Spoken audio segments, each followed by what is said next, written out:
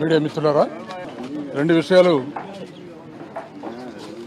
మీతో మాట్లాడదామని మీడియా ముందుకు వచ్చాను.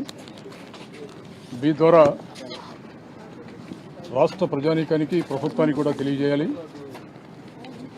గడిచిన 4 రోజుల నుంచి కూడా వైఎస్ఆర్ కాంగ్రెస్ పార్టీ శాసన మండలిలో ప్రభుత్వం మీద ఎంతో ఒత్తిడి తీసుకొచ్చే ప్రయత్నం చేశాం. డిఎస్సిలో జరిగినటువంటి అక్రమాలు, అన్యాయాలు, డబ్బు మార్పిడి, ఇలాంటి విషయాల మీద చర్చించాలని పట్టుబట్టాం. కానీ ప్రభుత్వం చర్చకు రాకుండా పారిపోయింది. ఇందులో ఒక విషయాన్ని స్పష్టం చేస్తున్నాం. రాష్ట్ర విద్యాశాఖ మంత్రి బాధ్యత వహించి రాజీనామా చేయాలి, సిబిఐ ఎంక్వైరీ చేయాలనే ప్రధానమైనటువంటి కారణం, శాసనసభలో మాట్లాడి శాసన మండలిలో చర్చించడానికి విద్యాశాఖ మంత్రి నారా లోకేష్ గారు ఎందుకు వెనకడిగిస్తున్నారు? ఇది రాష్ట్రాల్లో ఉన్నటువంటి ప్రజలందరూ కూడా గమనించాలి. అనేకమైనటువంటి అవకతవకలు బయటకు వస్తాయి. శాసన మండలిలో వైఎస్ఆర్ కాంగ్రెస్ పార్టీ శాసనసభ్యులు మాట్లాడటానికి, చర్చించడానికి, డిఎస్సిలో జరిగినటువంటి అక్రమాలను వెలుగు తీసుకురావడానికి సిద్ధంగా ఉన్నాం, చర్చకి రండని ఎంత మాట్లాడినా, ఎన్ని ఉద్యమాలు చేసినా చర్చకు రాకుండా పారిపోయింది ప్రభుత్వం. ప్రజాస్వామ్య యుగంలో ఉన్నాం మనం. ప్రజాస్వామ్యంలో శాసన వ్యవస్థలకు ఉన్నటువంటి బాధ్యత అమూల్యమైనది. శాసనసభతో పాటు శాసన మండలి కూడా రాష్ట్ర ప్రజానీకానికి సమస్యల పరిష్కారానికి, చట్టాలను చేయడానికి వేదికలుగా పనిచేస్తాయి.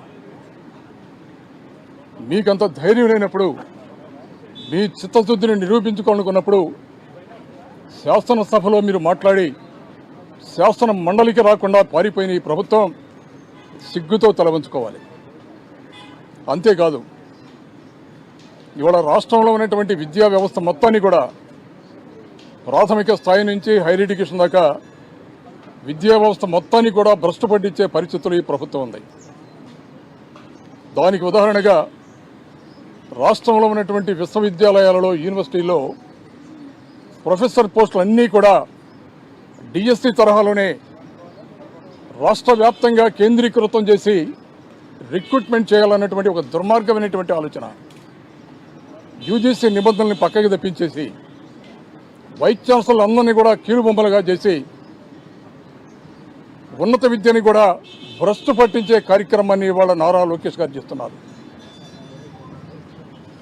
ప్రైమరీ ఎడ్యుకేషన్ కాదు, scientific education, technical education, higher education మొత్తాన్ని కూడా సర్వనాశనం చేసే పరిస్థితికి ప్రభుత్వం వచ్చింది.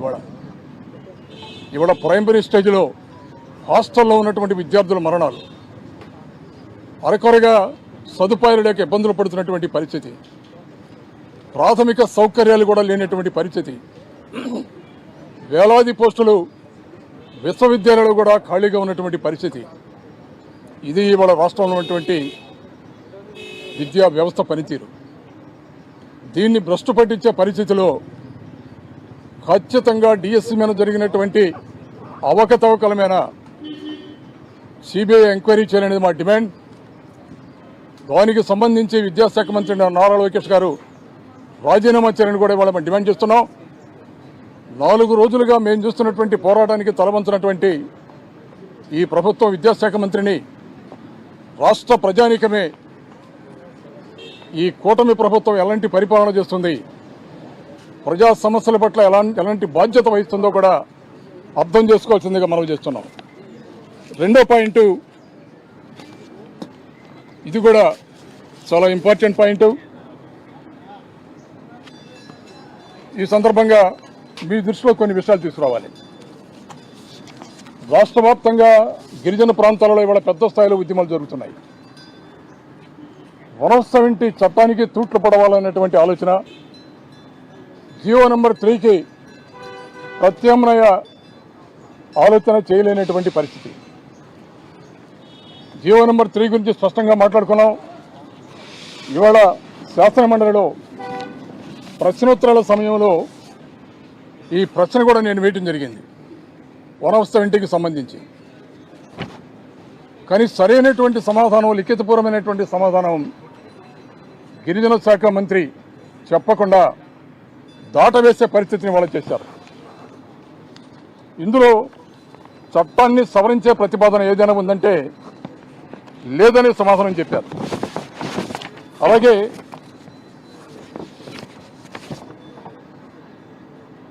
వన్ ఆఫ్ 70 చట్టాన్న సవరణ కోరుతూ కొద్దిమంది గిరిజనేతరులు సుప్రీంకోర్టులో పిటిషన్ వేశారంటే అవును వేశారన్నారు.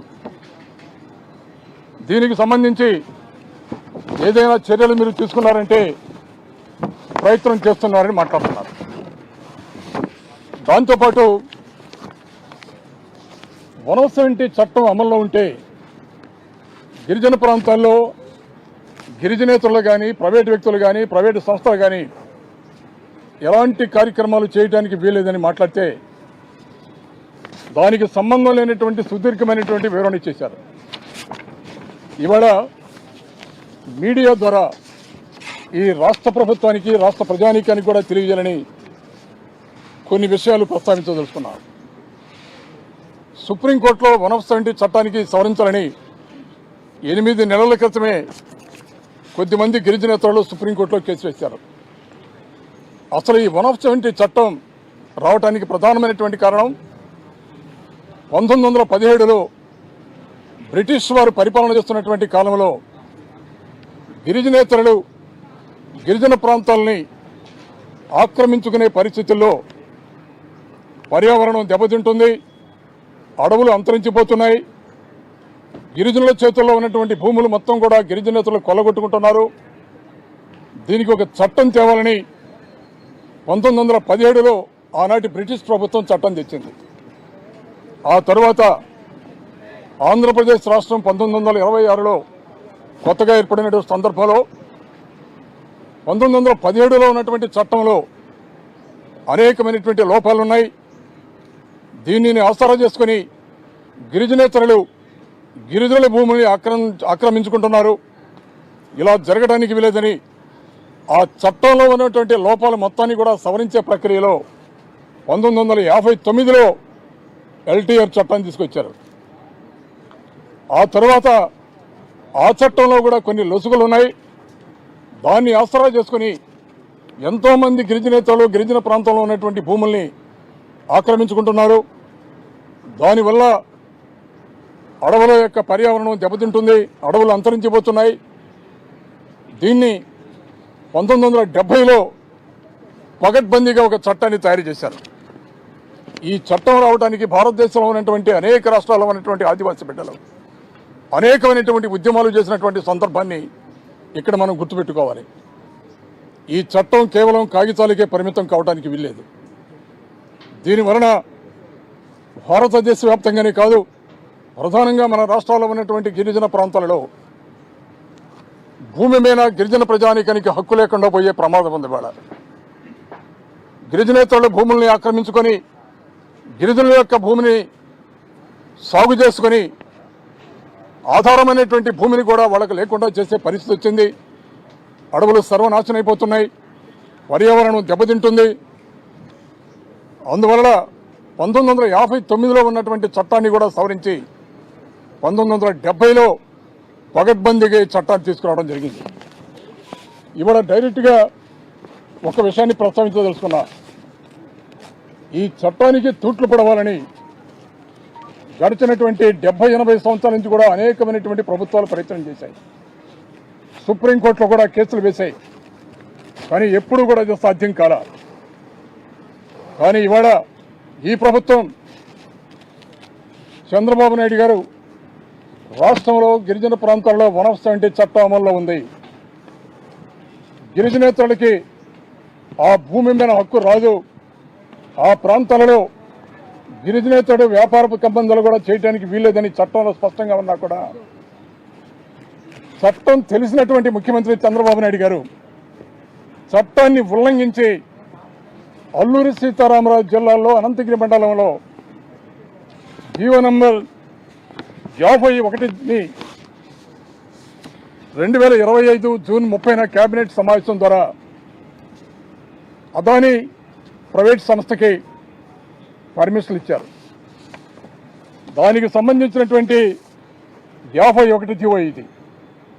ముఖ్యమంత్రి గారిని స్పష్టంగా అడుగుతున్నాం, ఇవాళ ఈ జీవోని రద్దు చేయమని గిరిజన ప్రాంతాల్లో ఉన్నటువంటి ఆదివాసీ బిడ్డలు బ్రహ్మాండమైనటువంటి ఉద్యమాన్ని చేస్తున్నారు. వనవసంటి చట్టానికి తూట్లు పడడానికి వీల్లేదు. స్వయంగా ముఖ్యమంత్రి 51 జీవో ద్వారా చట్టానికి తూట్లు పడిచే కార్యక్రమాన్ని చేస్తున్నారు. దీన్ని విరమించుకోవాలని ఆదివాసీ ప్రాంతాలలో వేలాది మంది ఆదివాసీ బిడ్డలు ఉద్యమాలు చేస్తున్నారు. చట్టాన్ని గౌరవించవలసినటువంటి ముఖ్యమంత్రి, రాజ్యాంగం ద్వారా ప్రమాణ స్వీకారం చేసినటువంటి ముఖ్యమంత్రి,